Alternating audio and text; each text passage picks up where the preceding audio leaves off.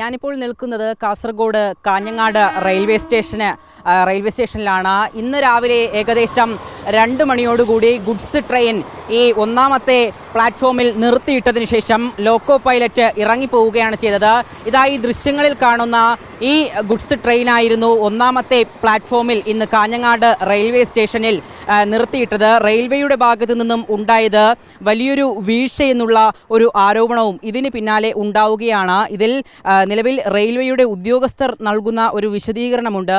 അതിൽ പറയുന്ന പ്രകാരമാണ് എങ്കിൽ യാത്രക്കാർക്ക് വലിയ രീതിയിലുള്ള ബുദ്ധിമുട്ടുകൾ നിലവിൽ ഉണ്ടായിട്ടില്ല. ഇന്ന് രാവിലെ ഏകദേശം 2 മണിയോടുകൂടിയാണ്, നമുക്ക് ലഭിക്കുന്ന വിവരമനുസരിച്ച് 2 മണിയോടുകൂടിയായിരുന്നു ഈ ഗുഡ്സ് ട്രെയിൻ ഇവിടെ തെറ്റായ ട്രാക്കിൽ നിർത്തിയിടുന്ന ഒരു സാഹചര്യം ഉണ്ടായത്.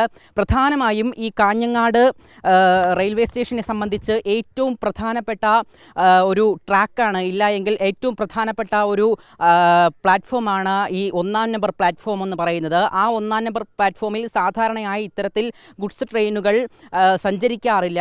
പ്രധാനമായും ഈ മംഗലാപുരം ഭാഗത്ത് നിന്നും തിരുവനന്തപുരം ഭാഗത്തേക്ക് അല്ലെങ്കിൽ ഷൊർണൂർ ഭാഗത്തേക്ക് പോകേണ്ട ട്രെയിനുകളാണ് ഈ 1-ാം നമ്പർ പ്ലാറ്റ്ഫോമിൽ നിർത്തി ഇടാറുള്ളത്. അവിടെയാണ് ഇന്ന് ഈ ഗുഡ്സ് ട്രെയിൻ നിർത്തിയിട്ടതിന് ശേഷം ഇതിൻ്റെ ലോക്കോ പൈലറ്റ് ഇറങ്ങിപ്പോകുകയും ചെയ്തത്. ഏകദേശം 2 മണിയോടുകൂടിയായിരുന്നു ഈ സംഭവം.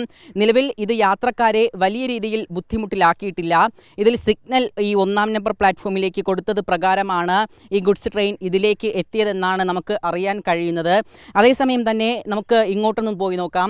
അവിടെ 3-ാമത്തെ ഒരു ട്രാക്ക് കാണാൻ കഴിയുന്നുണ്ട്. ആ 3-ാമത്തെ ട്രാക്കിലാണ് ഇപ്പോൾ ഈ ഷൊർണൂരിൽ നിന്നും മംഗലാപുരം ഭാഗത്തേക്ക് പോകേണ്ട ട്രെയിനുകൾ പോകേണ്ട ട്രാക്കാണ്. അതുവഴിയാണ് ഈ മംഗലാപുരത്ത് നിന്നും ഷൊർണൂർ ഭാഗത്തേക്ക് പോകേണ്ട ട്രെയിനുകളെ കടത്തിവിടുകയും ചെയ്യുന്നത്. ഏകദേശം 2 മണിയോടുകൂടി, അപ്പോൾ ഇത് മണിക്കൂറുകൾ പിന്നിടുകയാണ്. ലോക്കോ പൈലറ്റ് എന്തുകൊണ്ട് ഇറങ്ങിപ്പോയി എന്നുള്ളൊരു ചോദ്യമാണ് അവിടെ നിൽക്കുന്നത്. അദ്ദേഹത്തിൻ്റെ ജോലി സമയം കഴിഞ്ഞതിനാൽ ഇറങ്ങിപ്പോയി എന്നുള്ള ഒരു വിശദീകരണമാണ് റെയിൽവേയുടെ ഭാഗത്തു നിന്നും ഉണ്ടാകുന്നത്.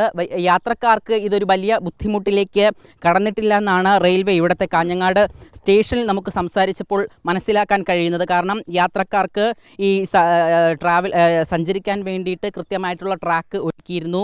ട്രെയിനുകൾ കൃത്യമായി 3-ാമത്തെ പ്ലാറ്റ്ഫോം വഴി കടത്തിവിടുകയും ചെയ്തിരുന്നു.